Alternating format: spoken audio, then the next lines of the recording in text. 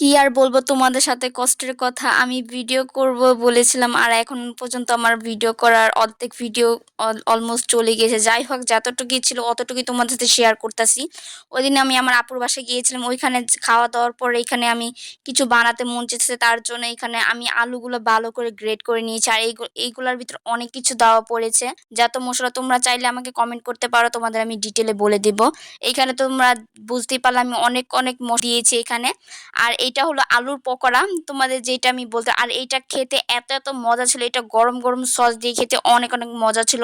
তোমরা বাসায় একবার হলো তৈরি করে খেতে পারো। আমি রান্না বাড়া করতে অনেক অনেক পছন্দ করি, বাট আর খেতেও অনেক ভালো লাগে, আমি রান্না বাড়া অনেক করতে পারি। যাই হোক, তোমরা কি আলুর পকোড়াটার রেসিপি কি দেখতে চাও? দেখতে চাইলে এখনই কমেন্ট করে জানাতে পারো, নেক্সট ডে তোমাদের আমি ভিডিওটা দিয়ে দিব। আর বাসা আসার পরে এত এত মেহেদি দিতে মন চাইতেছিল, তার জন্য বেশি দেরি না করে যেমন পেয়েছি তেমনই দিয়ে দিয়েছি। যাই হোক, সবাইকে আল্লাহ হাফেজ।